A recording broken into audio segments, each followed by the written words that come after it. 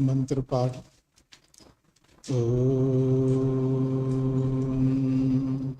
सहनाववतु सहनौ भुनक्तु सह वीर्यं करवावहै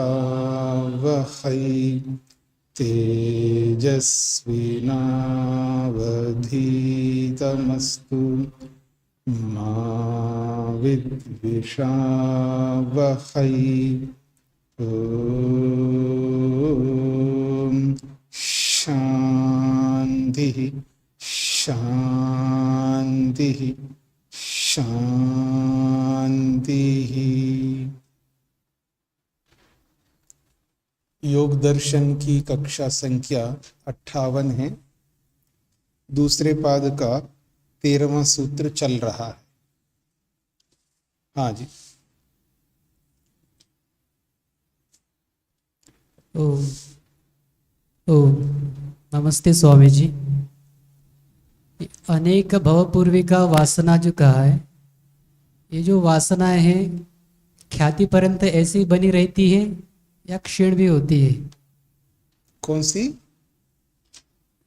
अनेक भवपूर्वी का वासना, ये जो कहा है तो एक ख्याति पर्यंत सत्पुरुषांना ख्याति? ख्याति हाँ, पर्यंत ऐसी बनी रहती है या क्षीण भी होती है? आपका प्रश्न ये है कि जितने भी संस्कार है या वासना है, ये ख्याति प्राप्ति होने तक बनी रहती है या आगे क्षीण भी होती है इससे पूर्व? क्षीण? क्षीण शब्द से क्या ले रहे हैं आप? मतलब तनु होती है। वो तो व्यक्ति के ऊपर निर्भर करता है, व्यक्ति के विवेक के ऊपर निर्भर करता है। अगर कोई व्यक्ति उनको तनु कर रहा है तो तनु रहेंगे, और जिनको तनु करेगा वो तनु रहेंगे, और जिनको तनु नहीं करेगा वो तनु नहीं रहेंगे, वो वैसे के वैसे रहेंगे। वो तो व्यक्ति के ऊपर निर्भर करता है। जी स्पष्ट हो गया आपको? जी, धन्यवाद स्वामी जी। हाँ जी। ओम नमस्ते स्वामी जी। यहाँ पर जो दूसरी पंक्ति में लिखा है एकम एव जन्म करोति, जो मिलित्वा सारे कर्म मिल करके एकम एव जन्म करोति, तो क्या इसका इस प्रकार से लेना है कि जितने कर्म जन्म से लेकर मृत्यु पर्यंत इस जन्म में किए हैं वो सारे ही अगले जन्म में फल देंगे? नहीं नहीं नहीं, इसका ये तात्पर्य नहीं है। इसका ये तात्पर्य है कि अनेक कर्म मिल करके एक जन्म को देते हैं। इसका ये तात्पर्य नहीं कि अनेक जो इस जन्म में जितने कर्म किए वो सारे कर्म केवल एक जन्म को देते हैं, ऐसा इसका अभिप्राय नहीं है। इसका अभिप्राय ये है, हाँ वहां जो लिखा है उसका अभिप्राय ही ये है कि अनेक कर्म मिल करके एक जन्म को देने वाले होते हैं। ये सिद्धांत बताया जा रहा है। मैं ये बोलूं कि अनेक लोग उस घर में जाते हैं, इसका क्या तात्पर्य होगा? सारे लोग जाते हैं या बहुत सारे जाते हैं, क्या लेंगे? दोनों हो सकते हैं। दोनों नहीं हो सकते ना। अगर दोनों हो सकते तो ये प्रश्न ही नहीं उठेगा। जब प्रश्न बोला जा रहा है तो दोनों में एक आपको उत्तर देना, और वो भी यथार्थ उत्तर देना, क्योंकि एक घर में सब लोग जा नहीं सकते। तो अनेक लोग जाते हैं का मतलब है बहुत सारे जाते हैं, बाकी सब नहीं जाते। मेरे से सब मिलते हैं, अब ये सब शब्द का अर्थ क्या लेंगे? बहुत अधिक लोग मिलते हैं। इसका ये अर्थ नहीं होगा फिर पूरी दुनिया के लोग मेरे से मिलते हैं, ऐसा तो अर्थ नहीं ले सकते। तो ऐसे ही यहाँ पर लेना है कि एक भुविक कर्माशय, कर्माशय एक जन्म को देने वाला होता है, अर्थात सारे कर्म एक जन्म को देता है ऐसा नहीं होता है। इतने अच्छे कर्म नहीं है हमारे, या इतने ऐसे कर्म नहीं कि सारे कर्म बस केवल एक जन्म को देंगे। क्योंकि कर्मों की जो स्थिति है वो बहुत अलग अलग है। अभी मैं आगे बताऊंगा जब ये समाप्त होगा तो कैसे कैसे कर्म होते हैं हमारे। तो यहाँ पे समस्या तो मेरी ये थी कि यहाँ पे क्या एकम एव लिखा है, एव शब्द का प्रयोग किया है, तो एक ही देखिए एव शब्द ही अर्थ को तो बोलता है लेकिन निषेध नहीं करता। और इस एव शब्द को समझने के लिए आपको थोड़ा सा और समय चाहिए। जब आप न्याय दर्शन पढ़ोगे ना तो इस एव शब्द को लेकर के लंबी चर्चा हुई। कहीं हम एव का मतलब है आपको ही जाना है, दूसरे के लिए निषेध करेगा, तो यहां पर तो उचित है। लेकिन हर जगह एव का अर्थ दूसरे को निषेध करता हो ऐसा नहीं है। वो एव जो है उसको प्रमुखता दे रहा है।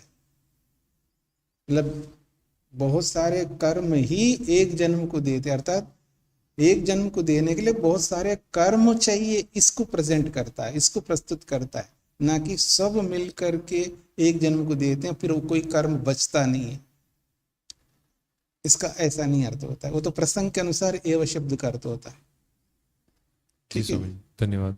जी। दूसरा इसी पैराग्राफ में अंतिम में अतः एक भविकः कर्माशय उक्त इति, जी और फिर इसी बात को दूसरे पैराग्राफ की भी अंतिम पंक्ति से पूर्व में कहा यस्त्वयं कर्माशय एष एव एक भविकः उक्त इति।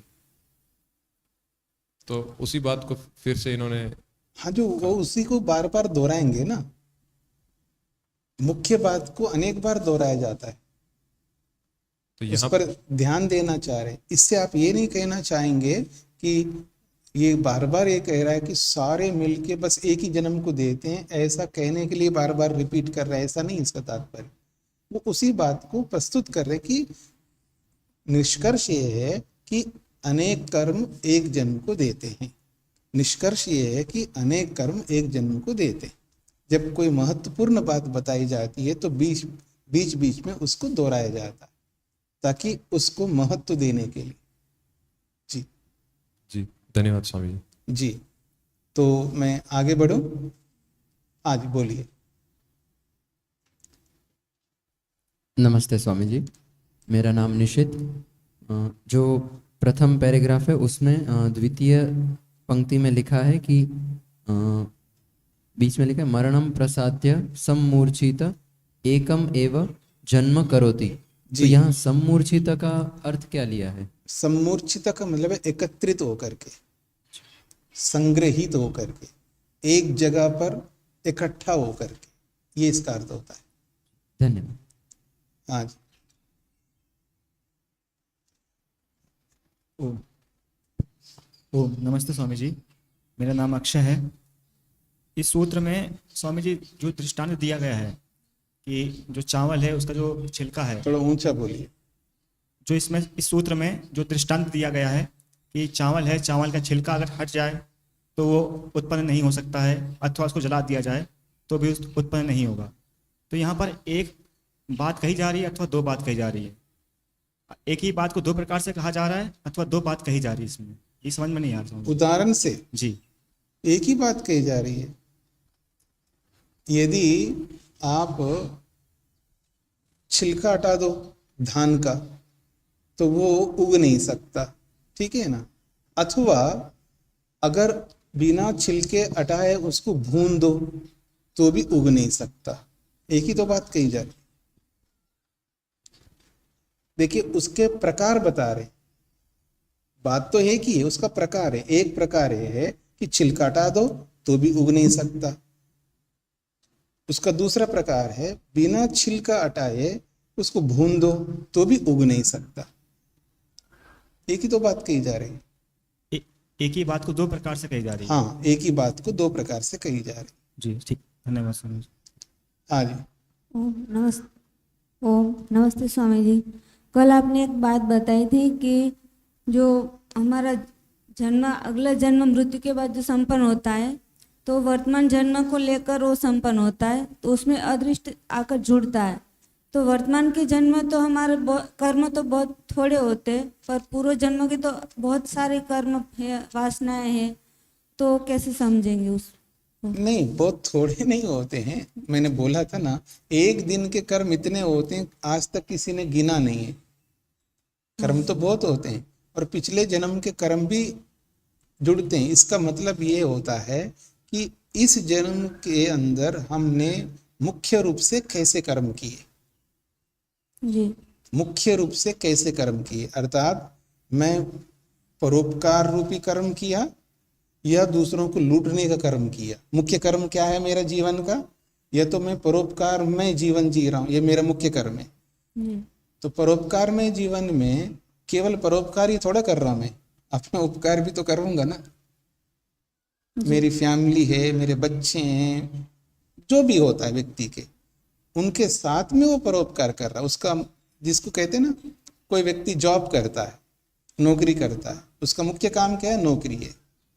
किसी का मुख्य काम व्यापार है, बिजनेस है। तो ऐसा उस व्यक्ति का मुख्य काम है परोपकार करना। ऐसा तो पूरे जीवन में उसका जो मुख्य कर्म है, मुख्य काम है, उसके अनुसार उसका अगला जीवन निर्धारित होता है।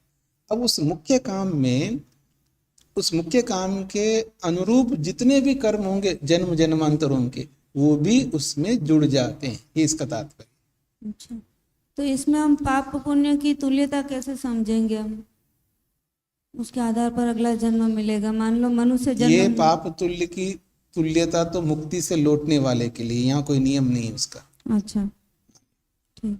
और एक लोक में ऐसा कहा जाता है कि अंतिम जो इच्छा होती है लोगों की, उसके आधार पर अगला जन्म मिलता है, तो उसमें कैसे समझेंगे हम? ऐसा कोई यहाँ पर लिखा हुआ नहीं है इसमें शास्त्र नहीं में, लिखा है, पर और सुनी हुई बातें हैं। जी अंतिम इच्छा जैसी होती वैसा जन्म मिलता है। तो अंतिम इच्छा मेरी है कि मैं मुक्ति को प्राप्त कर लूं, या मैं मोक्ष में लगाऊं, या मैं अंतिम इच्छा करूं मैं बस जन्म लेते ही समाधि लगाऊं। ऐसा करने से मैं जन्म लूंगा और समाधि लगा लूंगा, ऐसा नहीं होता है। वो एक सामान्य कथन होता है। अब ये इसलिए बताया जाता है कि जीवन भर जो उसने किया है वही तो बोलेगा अंतिम समय में। जी और जीवन भर उसने लोगों को लूटने का काम किया है, तो वो सेवा करने की बात तो क्या सोचेगा जाते समय? सोच भी लेगा तो करेगा क्या? जीवन भर उसने कभी भगवान का नाम नहीं लिया हो और जाते समय उसको बोला जाए भाई ओम ओम कहो, राम राम कहो, हाँ, जय श्री कृष्णा कहो, या जो भी किसी भी देवता का नाम लेने के लिए कहो, तो क्या ले पाएगा? वो नहीं ले सकता है। इसलिए जीवन में वो काम करो जो जाते समय आप अच्छा नाम ले सके। ये लोगों को प्रेरित करने के लिए मात्र बोला जाता है। ठीक है? ठीक है, धन्यवाद। और ठीक है, स्पष्ट हो गया जी आप सबको? आगे बढ़ता हूं जी मैं। यहाँ कहा है यस्तु अयम कर्माशया एषा एव एक भुविका उक्ता इति। ये जो कर्माशय है ये एक जन्म को देने वाला होता है। ठीक हो गया? फिर आगे कहा है ये संस्कार स्मृति एतव, जो संस्कार स्मृति के कारण है, और वो कारण ये संस्कार स्मृति एतवहम ता वासना, जो संस्कार स्मृति के कारण बनते हैं वो वासना है। और ताश्च अनादिकालीना इति, और वो वासना अनादिकाल से चली आ रही है, वो केवल इस जन्म का नहीं है। यस्तु असो एक भुविका कर्माशय, और जो एक जन्म को देने वाला जो कर्माशय है, अर्थात अनेक कर्म मिलकर के जो एक जन्म को देता है, वो कर्माशय का प्रकार बताया जा रहा है। जो कर्माशय जो एक जन्म को देने वाला है, सिद्धांत ये स्थापित किया ना, अनेक कर्म मिलकर के एक जन्म को देने वाला होता है। तो जो अनेक कर्मों का जो समुदाय है उसका नाम है कर्माशय, अर्थात कर्म समुदाय। तो जो कर्माशय है जो एक जन्म को देने वाला है, तो वो एक जन्म को देने वाला कर्माशय है, उसके दो प्रकार है। यहां तक स्पष्ट हो गया? एक प्रकार का नाम दिया है नियत विपाकः, सह कर्माशय नियत विपाकः च अनियत विपाकः च। जो एक भुविक कर्माशय है, जो कर्माशय एक जन्म को देने वाला है, वह नियत विपाक वाला कर्माशय होता है और अनियत विपाक वाला कर्माशय होता है। तो उस कर्माशय के दो प्रकार हो गए। कर्माशय है, उसके दो भेद कर दिया। जैसे अध्याय होता है, उस अध्याय के 4 भेद करते हैं, कई अध्याय के 2 भेद भी करते हैं। समझ रहे हैं आप लोग? अध्याय के कहीं 4 भेद भी करते हैं और कहीं 2 भेद भी करते हैं। शतपथ ब्राह्मण में अध्याय है 1 और उसके बाद उसके भेद होते हैं, उसको वह ब्राह्मण बोला है। समझ रहे ना? पहले कांड है, फिर उसके बाद अध्याय है, फिर उस अध्याय के फिर ब्राह्मण है। तो ब्राह्मण कहीं 2 भी होते हैं, वो कहीं 4 भी होते हैं, और कहीं 5 भी होते हैं, और कहीं 6 भी होते हैं, और कहीं 8 भी होते हैं। एक अध्याय के, कभी सुना आपने? एक अध्याय के 8 विभाग होते हैं, कहीं एक अध्याय के 6 विभाग। शतपथ ब्राह्मण में ऐसे अनेक विभाग है। वहां पर अध्याय 1 है, लेकिन उसके ब्राह्मण कहीं 2 है, कहीं 4 है, कहीं 6 है, और कहीं 8 भी है। तो वो व्यक्ति के ऊपर निर्भर करता है, विभागकर्ता के ऊपर। तो यहां पर बात कही है, जो कर्माशय बनता है, जो कर्माशय जो एक जन्म को देने वाला है, उसके 2 प्रकार है। एक नियत विपाक कर्माशय और एक का नाम अनियत विपाक कर्माशय। स्पष्ट हो गया? आगे बढ़ते हैं। तत्र अदृष्ट जन्म वेदनीयस्य नियत विपाकस्य एव अयम नियम। ये जो नियत विपाक और अनियत विपाक कर्माशय को लेकर के जो बात कही है, तो ये जो एक भुविक कर्माशय है, तो एक भुविक कर्माशय कैसा होता है जी? अदृष्ट जन्म वेदनीय होता है। समझने का प्रयत्न करना, यहां से आप लोगों को थोड़ा ध्यान देना है। यदि आप ध्यान देंगे तो एक ही बार में आपको समझ में आएगा। जो एक भौविक कर्माशय है, एक भौविक का मतलब है एक जन्म को देने वाला जो कर्माशय है, वो कर्माशय कैसा होता है? अदृष्ट जन्म वेदनीय होता है। ये बात समझ में आ गया आप सबको? क्योंकि 2 प्रकार के कर्माशय बताए थे पीछे, एक दृष्ट जन्म वेदनीय और एक अदृष्ट जन्म वेदनीय। तो जो कर्माशय है, जो एक भौविक कर्माशय है, तो वो किसके साथ जुड़ेगा? अदृष्ट जन्म वेदनीय के साथ जुड़ेगा। क्योंकि एक भुविका बोला आपने, एक जन्म को देने वाला। तो जो एक जन्म जिससे मिल रहा है, वो कब मिलेगा? इसी जन्म में थोड़ा मिलेगा, वो तो अदृष्ट में मिलेगा ना, अगले जन्म में मिलेगा ना। तो इसलिए तो अदृष्ट जन्म वेदनीय है वो। वशिष्ठ जी समझ में आया? क्या समझ में आया?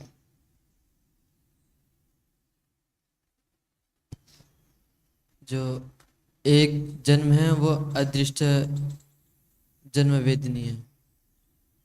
जो एक जन्म को देने वाला कर्माशय है, वो कैसा होता है?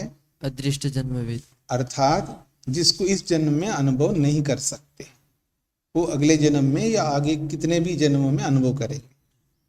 जो वर्तमान में जो प्रत्यक्ष नहीं हो सकता, उसको यहाँ अदृष्ट कहा है। जो इसी जन्म में फल मिलता है, वो क्या हो गया? दृष्ट हो गया।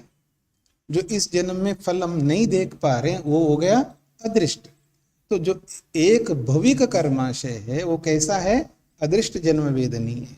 लेकिन अदृष्ट जन्म वेदनीय जो कर्माशय है, उसमें 2 है, एक नियत विपाक, एक अनियत विपाक। लेकिन यहाँ पर बोला जा रहा है, ये जो नियम हम बता रहे हैं केवल नियत विपाक का है। तो आइए, सच कर्माशय नियत विपाक च अनियत विपाक च। वो कर्माशय जो एक भौविक कर्माशय है, वो 2 प्रकार का है, नियत विपाक और अनियत विपाक।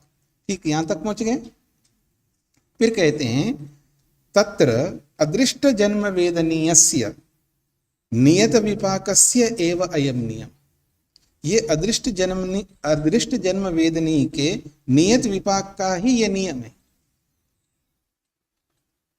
ये जो एक भुविक कर्माशय है, ये यद्यपि दो प्रकार का है, नियत और अनियत, लेकिन नियत विपाक में ही ये लागू होगा। ये समझ में आ रहा है आप लोगों को? देखिए, कर्माशय दो प्रकार के हो गए, नियत और अनियत। एक भुविक कर्माशय जो है नियत विपाक वाला है, अनियत विपाक वाले। पहले आपको ये समझना, नियत विपाक का मतलब होता है बस मिलना ही है, वो अगले जन्म में उसको फल मिलना ही है, ये हो गए नियत, निश्चित हो गए ना। और अनियत का मतलब है अगले जन्म में ही मिलेगा, ये निश्चित नहीं है, कब मिलेगा हमें पता नहीं है, पर मिलेगा जरूर। स्पष्ट हो रहा है? नियत विपाक का मतलब अगले जन्म में मिलना ही है आपको, और अनियत का मतलब है अगले जन्म में मिलेगा नहीं, लेकिन कब मिलेगा ये निश्चित नहीं है, कैसे मिलेगा ये भी निश्चित नहीं है। ये समझ रहे हैं आप लोग? अनियत का मतलब है निश्चित नहीं है, अर्थात अगले जन्म में मिलना निश्चित नहीं है, लेकिन कब मिलेगा ये भी निश्चित नहीं है, और किस रूप में मिलेगा ये भी निश्चित नहीं है। उसका नाम है अनियत विपाक। ये समझ में आ गया ना? तो ये दो प्रकार के फल बताए, नियत विपाक और अनियत विपाक। अब जो हम बताने जा रहे हैं, हम जो बात कहने जा रहे हैं, वो नियत विपाक को लेकर के कहने जा रहे हैं। जो एक भुविक कर्माशय जो है वो नियत विपाक वाला है, अर्थात अगले जन्म में मिलना ही मिलना है। लेकिन जो एक भुविक जो कर्माशय है वो ऐसा भी है जो अनियत विपाक वाला है। एक भुविक कर्माशय दो प्रकार का है, एक नियत विपाक वाला और एक अनियत विपाक वाला। लेकिन हम जो बात कहने चाह रहे हैं, ये एक भुविक जो कर्माशय है वो नियत विपाक वाले को लेकर के कहने जा रहे हैं। जो नियत विपाक वाला कर्माशय है वो एक भुविक है, अगले जन्म में मिलेगा। लेकिन एक और है जो अनियत विपाक वाला कर्माशय, उसका निश्चित नहीं है, अगले जन्म में मिलेगा नहीं मिलेगा, और कब मिलेगा ये भी निश्चित नहीं है, किस प्रकार से मिलेगा ये निश्चित नहीं है, उसको बाद में सोचेंगे, पहले इसको समझ लो, ये कहना चाह रहे।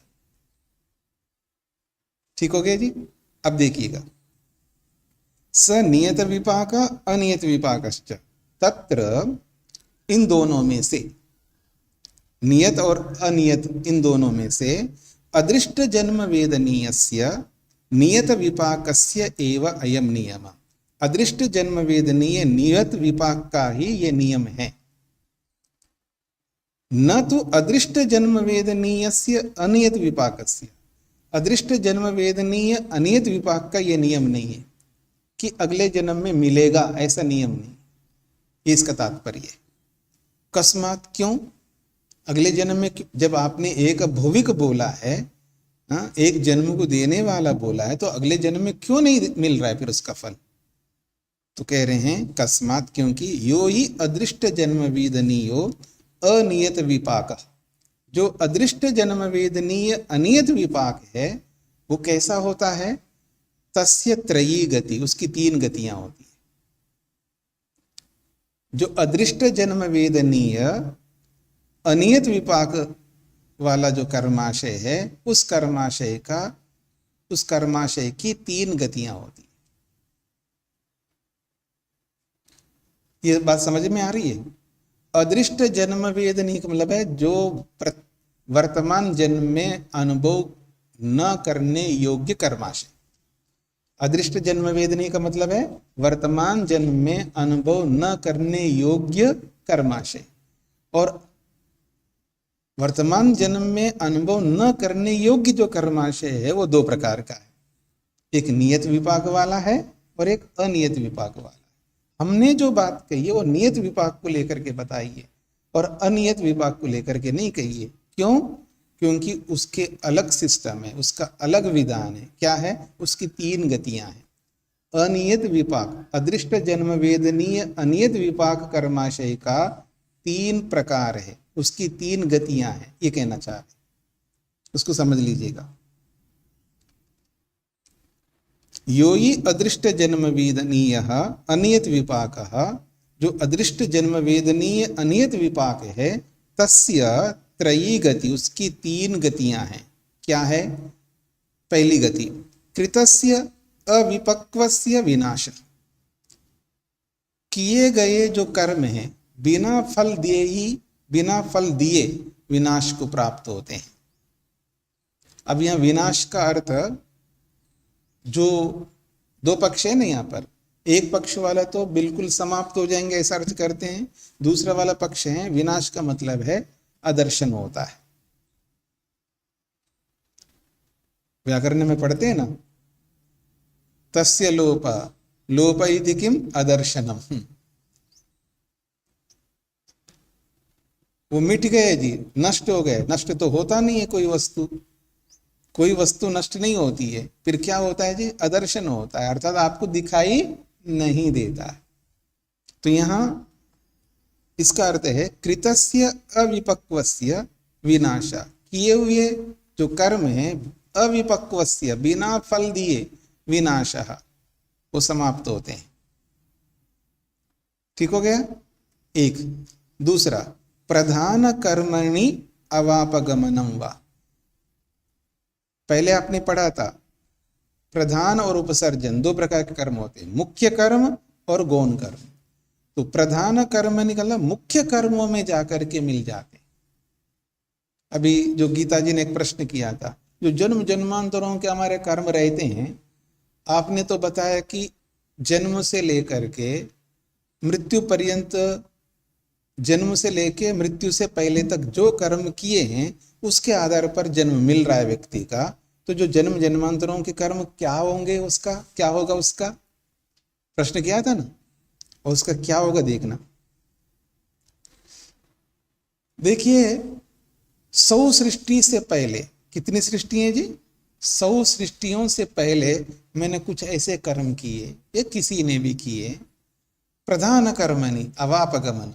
अब जो मैं इस जन्म में मर रहा हूं, ठीक है, जन्म से लेकर के मृत्यु से पहले तक जो जो कर्म किए मैंने, अब जो मैं मर गया, तो ये जो मुख्य कर्म इस जन्म के अंदर जो मैं जिस उद्देश्य से कर्म किए हैं उसके आधार पर मेरा अगला जन्म हो रहा है, तो ये प्रधान कर्म है।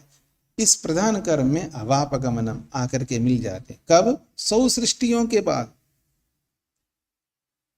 200 सृष्टियों के बाद भी हो सकता है, 1000 सृष्टियों के बाद भी हो सकता है। समझ लीजिएगा, 1000 सृष्टियों के बाद भी हो सकता है, 2000 सृष्टियों के बाद भी हो सकता है, 1,00,000 सृष्टियों के बाद भी हो सकता है। कभी सोचा आपने इसे? 1 करोड़ सृष्टियों के बाद भी हो सकता है, 1 अरब सृष्टियों के बाद भी हो सकता है।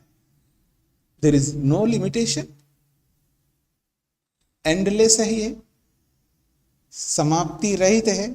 हमारे कर्म अनादि काल से, इस अनादि काल का मतलब ही ये होता है ना, वहां कोई प्रारंभ नहीं है और वहां कोई समाप्ति नहीं है, निरंतर चल रहा है। तो ये जो विनाश जो बताया है, अब तो विनाश हो गए जी, अब तो आपको मिलेंगे नहीं, क्योंकि आप मुक्ति में जा रहे हो, तो वो तो विनाश हो गए जी आपके। फिर ऐसा विनाश होगा उसका जी कि एक सृष्टि के बाद, यानी जैसे मुक्ति भोगने के बाद आता है, तो मुक्ति भोग करके जब आते हैं तो कितने समय बिता के आता है जी? 1000 चतुर्युगी, यही बोलते हैं ना आप लोग। अर्थात 31 नील 10 खरब 40 अरब वर्ष पश्चात जब वो मुक्ति भोग के आता है ना, तब भी एक जन्म हो रहा है। ठीक है जी, उसमें मिलेगा नहीं मिलेगा, उसमें तो मिलेगा नहीं, उसमें भी मिल सकता है, या पता नहीं कितनी मुक्तियां भोग करके आओगे तब भी मिल सकता है। प्रधान कर्मणि अवापगमनम का ये अर्थ है। देखिए आप सोचिएगा, एक सृष्टि के बाद भी मिले, 100 सृष्टियों के बाद मिले, 1000 सृष्टियों के बाद मिले, 1,00,000 सृष्टियों के बाद मिले, 1 करोड़ सृष्टियों के बाद भी मिलेगा, कभी भी मिल सकता है।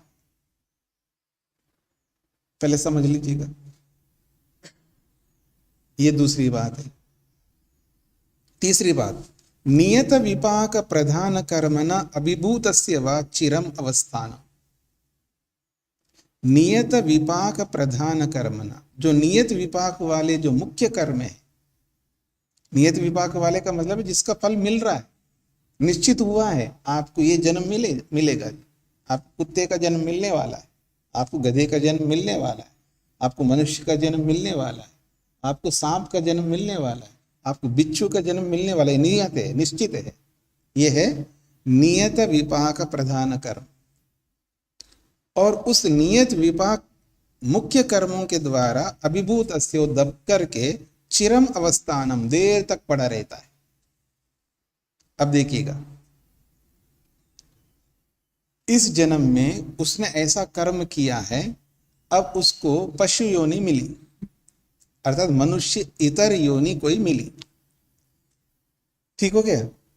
अब जो दूसरी योनि मिली है, इसलिए मिली है क्योंकि वो कर्म ज्यादा किया उसने मनुष्य की अपेक्षा से, तो इसलिए उसको योनि मिली। अब वो जो दूसरी योनि में जाएगा वो नियत विपाक प्रधान कर्म है। और जो अच्छे कर्म हैं, जो अच्छे कर्म है, उसका क्या होना है? कुछ तो किया होगा ना उसने अच्छे। तो कह रहे हैं अभिभूतः, वो दबे रहेंगे। और दब करके कब तक? चिरम अवस्थानम, देर तक पड़े रहेंगे। अब वो देर तक कब तक पड़े रहेंगे जी? कुत्ता बन गया, कुत्ते का लाइफ कितना होता है जी? 6 साल, 5 साल, 10 साल, कितना होता है? जितना भी होता है। उसके बाद फिर मरेंगे, फिर कोई और योनि मिलेगा या वही योनि मिलेगी, ये भी होगा ना। जैसे जैसे उसके कर्म अकाउंट्स देखा जाएगा ना, क्योंकि अकाउंट्स, कर्मों के जो अकाउंट्स हैं हमारे, वो उतने हैं जितनी योनियां हैं। उन सारे अकाउंट्स में लबालब भरे हुए हमारे कर्म, हर योनि में। तो मान लीजिएगा वो ऐसे 1, 2, 3, 4 ऐसे 10, 20, 100, 1000, लाख, करोड़ बार अलग अलग योनियों में भोग करके, जब वो जो दूसरी योनियों के कर्म कम करता जाएगा, मैंने ये नहीं बोला समाप्त करता जाएगा, क्या बोला है? दूसरी योनियों के कर्मों को कम करता जाएगा। जब दूसरी योनियों के कर्म जब कम होता जाएगा, तो ये जो मनुष्य के कर्म थोड़ा नीचे था, तो जब दूसरे कर्म कम हो जाएंगे, ये कहाँ जाएगा? ये ऊपर होने लगेगा। जब ये ऊपर हो जाएगा तब वापस मनुष्य बनेगा। तब तक चिरम अवस्थानम, देर तक पड़े रहेंगे आपके अच्छे कर्म। आपको समझ में आ गया? आपको ये 3 गतियां हैं। क्या समझ रहे हैं कर्मों को? कर्म तो ऐसे होते हैं। अभी भी हमें आंखें नहीं खुले तो फिर कभी नहीं खुलने वाले हैं। अभी आंखें खोलना पड़ेगा हमें, अभी आंखें खोलना पड़ेगा। अगर करना है तो कुछ अच्छा करेंगे, फिर मरेंगे। बुरा करेंगे तो पता नहीं क्या होगा। तो ये है 3 गतियां कर्मों की। ये स्पष्ट हो गई जी? हाँ जी, बोलिए जी। वो जो आपने जन्मों का कहा था, उसमें प्रश्न था मेरा। थोड़ा ऊंचा बोलिए जी। आपने जो वो जन्मों का कहा था कि 1 अरब भी हो सकते हैं जन्म, तो उसमें प्रश्न था कि जैसे हमारा अस्तित्व सामान्य हम लें कि हमारे अस्तित्व में हम कितनी बार मुक्ति में जा चुके और कितनी बार बंधन में, तो हम मुक्ति में अधिक रहे होंगे या बंधन में अधिक रहे होंगे? ये मैं कैसे डिसाइड करूंगा? मुक्ति में भी पता नहीं अनकाउंटेबल रहे होंगे और बंधन का भी अनकाउंटेबल में रहे होंगे। हाँ, अगर कंपैरिजन ही करना है आपको, तो हमें बंधन में ज्यादा रहे हैं जी। क्यों जी? नहीं, दोनों में बराबर रहे। बंधन में कम रहे, मुक्ति में ज्यादा रहे। अच्छा, हो सकता है कोई बंधन में कम रहे और मुक्ति में ज्यादा रहे, पर मेरे पास कोई प्रमाण नहीं है। मेरे पास ऐसा कोई प्रमाण नहीं है कि मुक्ति में ज्यादा रहे या बंधन में ज्यादा रहे। कोई प्रमाण नहीं है तो हम कुछ नहीं कह सकते। बस इतना कह सकता हूं, मुक्ति में भी अनगिनत बार रहे होंगे और बंधन में भी अनगिनत बार रहे होंगे। बस इतना ही समझना है। ये क्या समझ करके क्या होना है कि ज्यादा मुक्ति में रहे या ज्यादा बंधन में रहे। अगर आपको समझना ही है तो भाई मैं तो ज्यादा बंधन में रहा हूं, अब मैं चाहता हूं जल्दी मुक्ति, ठीक है ना जी। अगर मेरे को समझना यही है कि जब मैं बहुत भोगा है जी दुख, अब मैं नहीं भोगना चाहता हूँ, बहुत रहा हूं बंधन में, अगर मेरे को ये समझ आ जाए कि मैं मुक्ति में बहुत ज्यादा रहा हूं, बंधन में कम रहा हूं, कोई बात नहीं जी, कल देख लेंगे। ये तो बोलता है आज आदमी मनुष्य का जो दिमाग है, मनुष्य का जो एटीट्यूड है, उसका जो उसकी जो दृष्टि है ना, वो कैसा होती है जी। इस बार नहीं, अगली बार देखता हूं। कोई अच्छा काम करना हो, दान देना हो, अब नहीं, एक अगले महीने देखूंगा, अगले साल में देखूंगा। कोई अच्छा काम करना भाई मेरे से अब नहीं हो सकता। समाधि तो मेरे बस की बात नहीं, अगले जन्म में देखूंगा समाधि। वैराग्य के बारे में अगले जन्म में देख लूंगा। तो ये जो टालने की बात है ना, टालना, ये हमारे जीवन में आ सकता है। हम इतने अवेयर नहीं है, इतना एकाग्र नहीं है कि हम यथार्थ बोल करके यथार्थ पर चलने वाले। क्या बोला है? हम यथार्थ बोल करके और यथार्थ में चलने वाले हों, ये इतने दूध के धुले हुए नहीं है। इसलिए हम जैसे लोगों को यही सोचना चाहिए, देखो जी मैंने दुख बहुत भोगा है, अब मेरे बर्दाश्त की बाहर की बात हो गई, अब तो मेरे को मुक्ति में जाना है। मैं कम रहा होगा मुक्ति में, ज्यादा बंधन में रहा होगा। अगर ये सोच लेकर के चलूंगा तो शायद जल्दी मुक्ति के लिए मेहनत करूं। ठीक है जी, कोई हो सकता है माता जी जैसे कि जिनको लगता है कि मैं मुक्ति में ज्यादा रही हूं और इस बार भी जल्दी मुक्ति में जाऊंगा, ऐसा बहुत कम सोचेंगे। मैं ये नहीं कहना चाह रहा हूं ये गलत है, और ये भी नहीं है कि ऐसा होता नहीं है, दोनों हो सकते हैं। पर ये माता जी नहीं कह सकती जी मेरी बात सही है क्योंकि मुक्ति में ज्यादा ही रहे, और मैं ये नहीं कह सकता जी बंधन में हम ज्यादा रहे। दोनों हो सकते हैं, क्यों माता जी? हाँ हम लॉजिक तो आपके मेरे भी है, पर लॉजिक नहीं, लॉजिक जो है प्रमाण नहीं होता है ना, इसलिए तो प्रमाण नहीं है। लॉजिक तो लॉजिक है, तर्क तो तर्क है, एक तर्क दूसरे को काटता है, एक लॉजिक दूसरे को काटता है। जी बोलिए।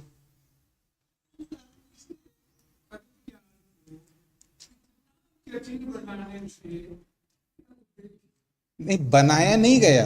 हाँ, कर्मजात को किसी ने जटिल नहीं बनाया, ये हम अपने हाथों से बना रहे। ऐसा है, मैं सीधी बात है, मेरे को जैसा है वैसे बोलना है, ठीक है?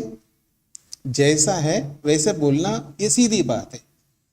पर मैं वैसा नहीं बोल रहा हूं, वैसा ना बोल करके जो भी बोलता हूं उस बोली को जटिल बना रहा हूं, ठीक है ना? मेरे को बोलना है जी, हाँ जी सच्ची बता दूं, मेरे मन में आपके प्रति गलत भाव है, वास्तविकता है।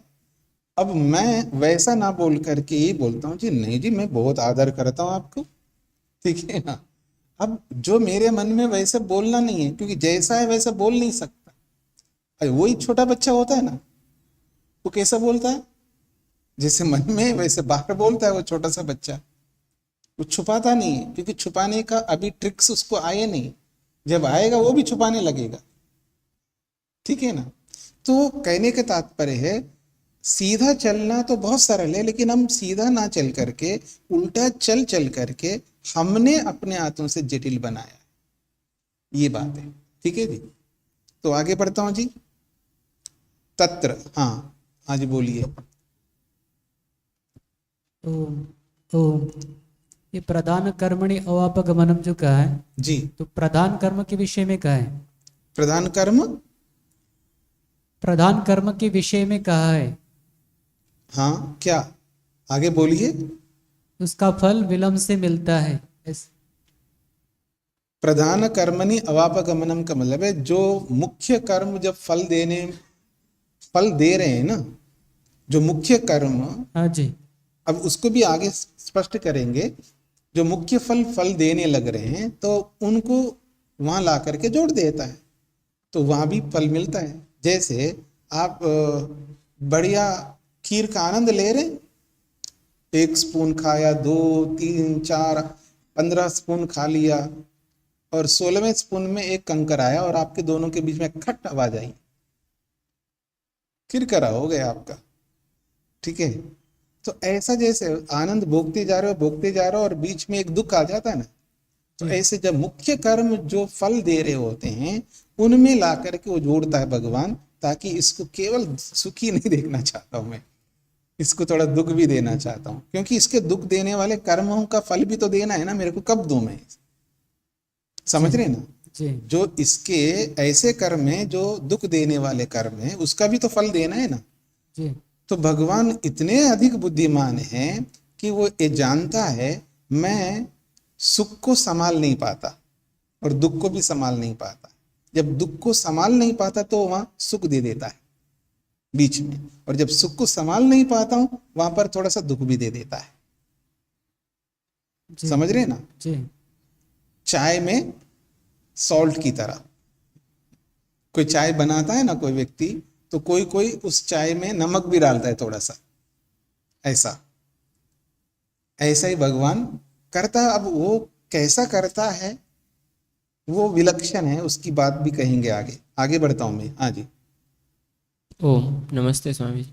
ये नियत विपाक जो जन्म देने वाला तो वो केवल शरीर जन्म के रूप में देखेंगे या फिर आगे जो जन्म के बाद जो भोग है वो? तो बताए ना, 3 फल देता है वो कर्माशय, जाति भी देता है, आयु भी देता है और भोग भी देता है, तीनों देता है। यहाँ पे जो स्पष्ट नहीं हो पा रहा कि नियत विपाक जो है वो शरीर तो प्राप्त करा दिया, उसके बाद जो है वो उसके बाद भी शरीर प्राप्त आप एक बात बताइए, पहले आपको ये समझना है 3 फल है कर्माशय का, जाति, आयु और भोग। तो जाति का मतलब जैसे आपको मनुष्य जाति मिली, तो भोग से आप क्या अर्थ ले रहे हैं, आयु से क्या अर्थ ले रहे हैं? ये तीनों मनुष्य शरीर के अनुसार आयु मिलेगी, 100 साल मिल गया, और भोग है आप खाएंगे चावल, रोटी और सब्जियां, फल, जो भी मनुष्य का भोजन है वो आपका भोग है। भोग का मतलब ये मत लेना है कि मैं BMW में, क्योंकि मेरे को मनुष्य योनि मिल गई इसका मतलब मैं BMW में घूमूंगा, ये इसको भोग नहीं कहते। मनुष्य जिन चीजों का उपयोग करता है ये उसका भोग है। अब BMW में घूमने का भी है कर्म, उसके लिए अतिरिक्त करने पड़ेंगे। समझ रहे मेरी बात? क्योंकि जो जन्म बहुत, जैसे मान लीजिएगा अंबानी के घर में कोई पैदा हुआ है तो मनुष्य जाति मिली उसको, आयु भी उसी जाति के अनुसार मिली और भोग भी उसी जाति के अनुसार मिला, और दूसरा एक्स्ट्रा कर्म उसके ऐसे होंगे तो पैदा होते उसको सारी सुविधाएं मिल रही उसको, वो भी भोगी का कहलाता है, वो भी भोगी कहला जाता है। लेकिन उसमें थोड़ा रिस्क भी होता है, उसको कोई छीन भी सकता है, उस भोग को कोई छीन सकता है। समझ रहे ना?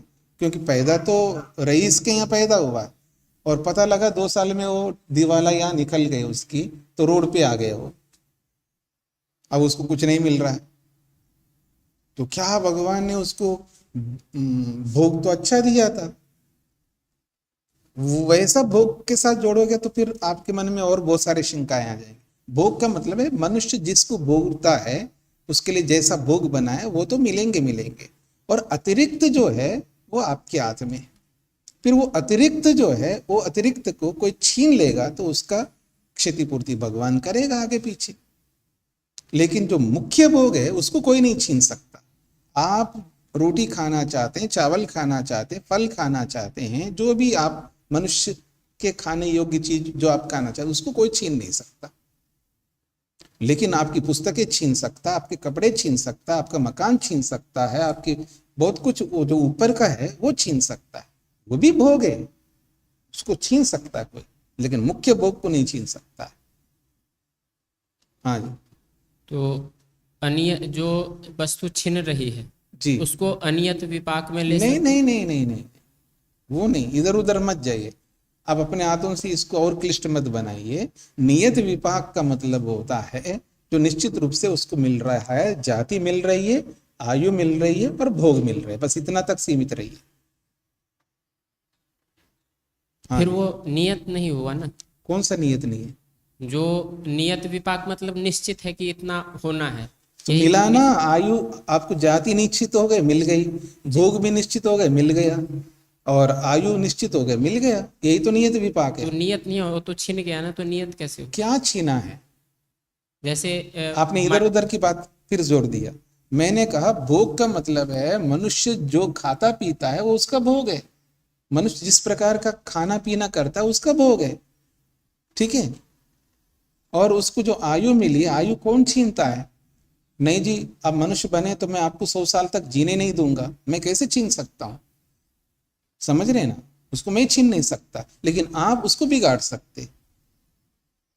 जैसे समझने का प्रयत्न करना, आयु आपको 100 साल मिला ही नहीं मिला, अब आप उसका सदुपयोग नहीं करोगे, आयु का व्यायाम आदि करके संयमित नहीं रहोगे, तो आपको जो 100 साल मिलेगा आप 20 साल में मर सकते हैं, 60 साल में मर सकते हैं, 80 साल में मर सकते हैं। तो आप कहेंगे कि मेरी आयु को तो छीना गया। तो निश्चित क्या हुआ? निश्चित तो था, लेकिन उस निश्चित को संभाल के रखना भी तो आपका कर्तव्य है ना। अगर कोई संभाल के ना रखे तो उसमें ईश्वर का क्या दोष है? आपको तो मैंने फल दे दिया, अब उसको आप संभाल के रखेंगे तो ठीक है, और आप संभाल के नहीं रखे तो मेरा क्या दोष है? आप ये दोष नहीं दे सकते भगवान को, जी आपने मेरे को 100 साल दे दिया लेकिन मैं 100 साल तो जिया ही नहीं, या आपने मेरे को ऐसा फल दिया है लेकिन वो सब मेरे से छीना गया। तो उसको संभालने का कर्तव्य आपका है या आपको चलाने वाले लोगों का है, उसमें ईश्वर का कोई दोष नहीं है। आपको जो फल देना था दे दिया, उसको संभाल के रखोगे तो संभाल के रहेंगे। जो धनवान के पैदा किया है, अब वो वर्तमान में वो ऐसे कर्म करके दिवालिया उसकी निकल गया, तो इसमें ईश्वर का तो दोष थोड़ा है। उसको संभाल के रखना था, वो नहीं रख पाएगा। अब उस बच्चे का क्या दोष है? उसका कोई दोष नहीं है। फिर उसको क्यों दुख मिल रहा है? तो वो माँ बाप ने उसके ऊपर अन्याय किया है, ये माँ बाप का अन्याय है उस बच्चे के ऊपर, बच्चे का कोई दोष नहीं है, माँ बाप का अन्याय है उस बच्चे का। तो वो अन्याय के कारण से दुख क्यों भोग रहा है? तो अन्याय से तो दुख ही तो भोगेंगे, अन्याय से कोई सुख भोगता थोड़ा है, अन्याय से तो दुख भोगेगा।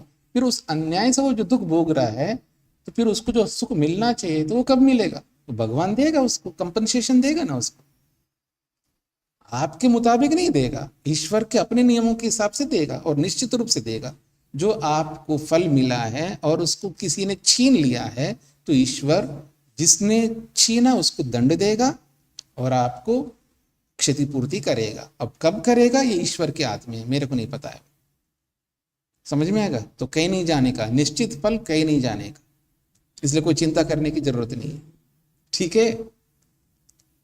निश्चित तो दोनों ही है, उसमें ये है कि नियत है जो देना है, और अनियत वो भी तो कर्माशय ही है। जो अनियत है वो भी तो मतलब कर्माशय आप लिख लो जी, इसको आप लिख लो। जब वो कह रहे हैं अनियत का मतलब, वो अनियत का उसका अपनी व्याख्या है। उस अनियत को आप नियत बोलना चाहते हो, अनियम को नियम बोलना चाहते हो। थोड़ा रुक जाओ, न्याय दर्शन पढ़ोगे तो फिर ऐसा बोलोगे नहीं आप। न्याय दर्शनकार ने कहा कि ये आदमी नियम पर नहीं आता है, समय पर नहीं आता है। वो कहता नहीं जी मैं समय पर आता हूँ। अरे भाई आप समय पर नहीं आते हैं। नहीं जी मैं समय पर आता हूँ। मैंने कहा कि आप 5 मिनट लेट आते हैं, रोज 5 मिनट लेट आता हूँ। रोज 5 मिनट लेट आना भी तो नियम है मेरा। अर्थात उसने अनियम को नियम बना लिया। जब अनियम है तो अनियम ही रहेगा, नियम कैसे बनेगा? तो उस अनियत को आप नियत बनाना चाह रहे हो। समझ रहे हैं आप मेरी बात को? अनियत क्या होता है उसको समझ लो। अनियत का मतलब है अगले जन्म में मिलेगा नहीं, ये अनियत यहाँ की परिभाषा के अनुसार, और उसको आप नियत बना रहे हो। अगर नियत है तो फिर 2 भेद क्यों होंगे? वो एक ही भेद होगा। यही तो आप कहना चाह रहे हो। फिर क्या कहना चाह रहे हो आप? कर्माशय सारे हैं, उसमें नियत है कि ये चीज़ें मिलेंगी, ये इस जन्म में मिलने हैं। और अनियत मतलब इस जन्म में नहीं मिलेंगे, वो कभी भी मिल सकते, इस जन्म में भी मिल सकते हैं और कभी भी मिल सकते हैं। नहीं, इस जन्म में मिल सकते तो नियत में नहीं आते। इधर उधर मत जाना। अगर वो इस जन्म में मिल सकते हैं तो फिर उसको नियत नहीं कहेंगे। निश्चित मिल भी सकते हैं, नहीं भी मिल सकते हैं, कोई निश्चित नहीं है उसमें। अच्छा ठीक है, आगे तो निश्चित नहीं है ना, जो निश्चित नहीं है कब मिल सकते उसी को अनियत बोला है। अब आप उसको नियत क्यों बनाना चाह रहे? अब बताओ, आप खुद भी बोल रहे हो कि इस जन्म में भी मिल सकते हैं, नहीं भी मिल सकते, इसका मतलब निश्चित नहीं है। जो निश्चित नहीं है उसको निश्चित क्यों बोलना चाह रहे हो? मेरा प्रश्न ये था कि नियत क्या है वो समझना चाह रहा था। आप समझते हो भी फिर क्यों समझना चाह रहे हो? नियत का मतलब है आपको मिलेगा अगले जन्म, अगले जन्म मिलेगा, ये नियत है। ये जो कर्म किए इन कर्मों का दो विभाग है कि एक विभाग है कि आपको अगला जन्म मिलेगा ही मिलेगा, ये निश्चित है, और अनियत वो कर्माशय है जो अगले जन्म में आपको नहीं मिलेगा, वो कर्मों का फल वो कब मिलेगा यह अभी निश्चित नहीं है, इसी को अनियत कहा है। ठीक है, और सोच लेना। और आप जो बोलना चाह रहे होंगे ना उसके पीछे मेरे को पता है आप क्या बोलना चाह रहे हो। ठीक है ना, अनियत का मतलब उसका एक भाग है ना कि विनाशा, उसको ध्यान में रख करके बोल रहा हूं। अनियत का मतलब इसका फल मिलेगा नहीं, ऐसा नहीं है, तो फिर तो समझना चाहिए आप। ठीक है, आगे बढ़ूं।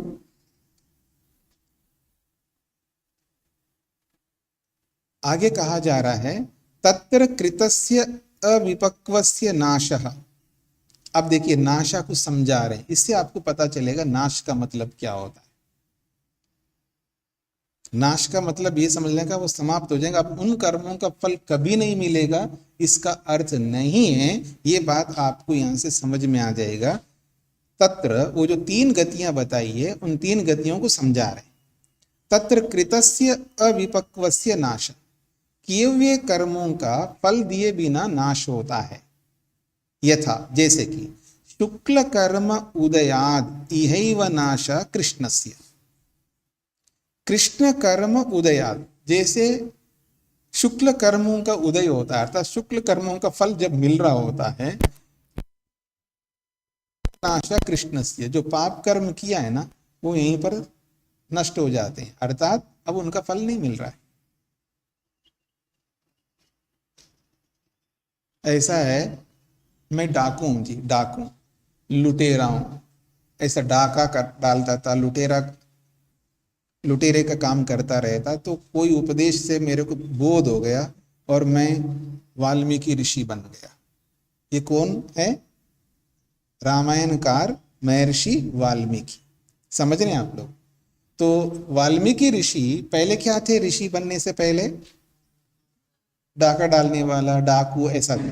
तो क्या कर्म किया था उसने? कृष्ण कर्म किया, पाप कर्म किया। और जैसे शुक्ल कर्म उदय हो गया तो शुक्ल कर्म का जो फल है वो ऋषित्व को प्राप्त हो गया। अब जब ऋषित्व को प्राप्त हो गया उसके कृष्ण कर्म तो समाप्त हो गए। उन कृष्ण कर्मों का फल भोग नहीं रहा है, उसको प्रिजन में नहीं रखा, उसको जेल में नहीं रखा। हाँ आपने बहुत पाप किया है, आप ऋषि होंगे, लेकिन अब आपको जेल में रखते हैं, ऐसे नहीं रखा। उसको तो फूलों में बिठाया, उसको समझ रहे हैं? उसको कहाँ बिठाया? फूलों में बिठाया। और हमारे इतिहास में रामायण एक बहुत बड़ा ग्रंथ माना जाता है। हजारों लाखों सालों से राम का गान किया जाता है। तो ऐसे रामायण को बनाने वाले वाल्मीकि ऋषि को कहाँ बिठाया हमने? सिर पर बिठाया, महान ऋषि है। तो उसका जो शुक्ल कर्म उदय होते ही उसका कृष्ण कर्म नाश हो गया, अर्थात समाप्त हो गया। अब वो समाप्त का मतलब है बाद में कब मिलेगा हमें नहीं पता है, क्योंकि वो अनियत है ना, यही तो बताना चाह रहे हैं। अनियत विपाक है, समझ रहे हैं मेरी बात? वो अनियत विपाक है। नाश का मतलब है वो अनियत है, क्योंकि शुक्ल कर्म ऐसे उदय हो गए हैं, अब शुक्ल कर्मों का फल भोग रहा है वो, तो अब अनियत हो गए वो कृष्ण कर्म, वो रह गया। अब कब मिलेंगे उसका कोई पता नहीं है, क्योंकि वो शुक्ल कर्म जो है उसको दबा के रखते हैं। ये जो मुख्य बोला है ना, नियत विपाक प्रधान कर्म न अभिभूतस्य, ऐसा बना देते, उस जैसा बना देते। वो कृष्ण कर्म रह गए अब शुक्ल कर्मों का उदय हो गया, अब ऋषित्व को प्राप्त हो गया, व्यक्ति आनंद भोग रहा है, समाधि लगा रहा है, ऐसा ये इसका तात्पर्य है। यत्र इदम उक्तम, जिसके बारे में ऋषियों ने एक बात कही है, क्या बात कही है? द्वे द्वे हा वै कर्मणि वेदितव्ये, दो दो प्रकार के कर्म होते हैं। पापकस्य एको राशि पुण्यकृतो अपहन्ति। पापकस्य एको राशि, एक तो पाप कर्मों की राशि है, पाप कर्मों का समुदाय है, एक ऐसा कर्म है, और दूसरा है पुण्य कर्मों का राशि है। पापकस्य एको राशि, पुण्यकस्य द्वितीयो राशि। समझ में आ गया? अब कह रहे हैं पुण्यकृतः, जो पुण्य कर्मों के द्वारा जो पुण्य कर्म हमने किया है, वो पुण्यकृत कर्म जो है अपहंति, उस पाप राशि को समाप्त करते हैं, क्योंकि ज्यादा पुण्य आपने किया इसलिए। तदिच्छस्व कर्माणि सुकृतस्य कर्तुम, हे मनुष्य तुम उन सुकृत पुण्य कर्मों को अधिक से अधिक करने की इच्छा करो, ताकि आपके पाप ऐसे ही दब जाएंगे। इह एवते कर्म कवयो वेदयन्ते, इह एवते कर्म, इसी जन्म में उन कर्मों का आप बहुत कुछ सुख भोगोगे, ऐसा कवयः योगी लोग वेदयन्ते कहते हैं। स्पष्ट हो गया? हाँ जी।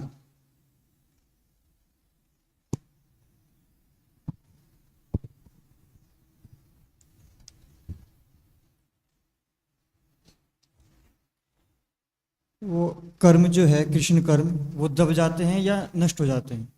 वो जब पुण्य कर्म के द्वारा कृष्ण कर्म दब जाते हैं या नष्ट हो जाते हैं, कैसे, क्या मानेंगे जी? वो नष्ट का मतलब है दबना ही है, वहां पर नष्ट का मतलब है वो अपने प्रसुप्त में चले जाएंगे, मतलब कभी फल नहीं देंगे। कभी का मतलब कभी भी नहीं देंगे वो वाला, या जी हाँ, तो कभी भी नहीं देंगे ऐसा होता नहीं है ना। नाशा का मतलब अदर्शन हो जाता, कब तक अदर्शन होता हमें नहीं पता है। ये तो बताया था मैं आपको, लाख जन्म के बाद हो सकता है, करोड़ जन्म के बाद हो सकता है, कभी भी हो सकता है।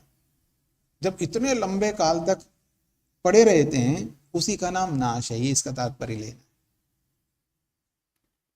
नहीं। पर हन धातु है, वो तो नष्ट करने अर्थ में आती है, अपहंती। तो हन धातु नष्ट कर, पर नष्ट का अर्थ लोप भी होता है। अब मैं क्या करूं? नष्ट का अर्थ लोप भी होता है, अदर्शनम लोप, ठीक है। नष्ट का अर्थ लोप भी होता है, और नष्ट वास्तव में नष्ट का मतलब होता है अब वो नहीं रहा, इतना ही अर्थ होता है। जैसे मेरा दादा अब नहीं, मेरे दादा नहीं रहे, मेरी दादी नहीं रही है, यही विनाश है। वैसे दादा का जो शरीर है वो दोबारा नहीं आ सकता है, लेकिन जिसको मैं दादा या दादी बोलता हूँ वो कभी नष्ट नहीं होंगे। और रही बात जो दादा दादी के शरीर है, वो भी पूर्णतः नष्ट नहीं होते, उसका फॉर्म चेंज हो गया, वो कारण में विलीन हो गया, वो शरीर का जो तत्व है वो अपने कारण में विलीन होगा, वो अपने आप वैसे नष्ट नहीं होते। तो कभी भी कोई वस्तु नष्ट नहीं होता है, ये परिवर्तित होता है, बदलता है, परिणाम को प्राप्त होता है, कारण रूप को प्राप्त होता है, यही विनाश है। एक अर्थ तात्विक। और विनाश का एक दूसरा अर्थ है लंबे काल तक पड़े रहते हैं। कब तक पड़े रहते हैं हमें नहीं पता है, पड़े रहेंगे। अभी मैंने बोला, आप सोचिएगा कि अनादि दोनों तरफ से अनादि है, अर्थात अंत भी नहीं है आदि भी नहीं है। जब ऐसा है तो कर्म मान लीजिए 1 करोड़ सृष्टियों के बाद भी फल दे सकता है। जब इतना लंबा समय कितना हो सकता आप सोच सकते हैं। तो इसी को नाश के रूप में देखना चाहिए। ठीक है, और विचार कर लेंगे। आगे देखता हूं मैं, प्रश्न ही करते रहेंगे तो पाठ कैसे होगा। हाँ, एक बार पूरा पढ़ लेना चाहिए, फिर उसके बाद प्रश्न करिएगा। जी ओम नमस्ते स्वामी जी। ये जो दब जाते हैं कर्म, विनाश की जो परिभाषा की कि दब जाते हैं, और जब पुण्य उभरते हैं तब पाप दब जाते हैं, और फिर दीर्घ काल के बाद जैसे आपने कहा कि वो विपाक होते हैं, तो ये तो हमने तीसरे का अर्थ किया था कि जो तीसरी नहीं अवस्था है। नहीं नहीं नहीं, देखिए वो दबना, वो मिलना और वो नाश होना, दो तीनों बहुत अंतर है। उस रूप में जो दबना जो होता है वो कुछ समय के लिए दबता है, इतने करोड़ों साल तक दबने वाला वो नहीं। अगर नाश का अर्थ भी दबना है तो फिर दो ही होंगे ना, तीन क्यों बनाए इसमें? इसका थोड़ा अंतर आपको करना होगा। तो लंबे काल वाला कौन सा लेंगे? नाश को बहुत लंबे काल तक लेना है, नाश का मतलब। और ये जो दबना है वो उतना लंबा नहीं होगा, उससे कम ही होगा, तभी तो दबना लोगे आप। परंतु अगर तीन भेद कर लिया है तो कुछ तो अंतर आपको करना पड़ेगा ना। सबसे ज्यादा अंतर है वो नाश का है, और उससे कम अंतर वाला दबना है, और उससे भी कम अंतर वाला है किसी मुख्य कर्म में जाकर के मिलना है। और जो किसी, अब आप देखिएगा, मुख्य कर्मों में जाकर के मिल रहा है ना, जब तक नहीं मिलेगा तब तक दबा रहेगा ना वो भी, तो फिर तो दब नहीं हो गए वो भी, तो एक ही हो गए फिर तो। ये तीन भेद नहीं है, फिर एक ही भेद होगा, वो दब जाते हैं। पर तीन भेद किया है तो आपको तीनों को अंतर करना होगा। जी, इसमें ये भी था कि जो ऐसा है, आप एक बार जाके बैठो, आराम से इस पर विचार करो। जी ठीक है स्वामी ना? जी। क्योंकि दबना जो है वो तीनों के साथ, मेरे प्रस्तुतिकरण के अनुसार दबना तीनों में एक जैसा लग रहा है। नाश वाला भी दबना हो गया, और मुख्य कर्म में जाकर के जो मिल रहा है वो भी दब करके तो आ रहा है मिलने के लिए, और तीसरा भी दब रहा है। तो जब दबना तीनों में, तो एक ही भेद बनाते ना आप, एक ही बनाते, तीन बनाया। इस पर थोड़ा विचार करिए शांति से, तो आपको समझ में आ जाएगा, कुछ अंतर आप कर पाओगे। नहीं तो अविद्या तो एक ही है, फिर भी पांच भेद किया है, तो पांच भेद इसलिए किया, कुछ ना कुछ अंतर है, तो ऐसे इसमें भी समझ लेना चाहिए। जी, धन्यवाद स्वामी जी। ओम शांति शांति शांति।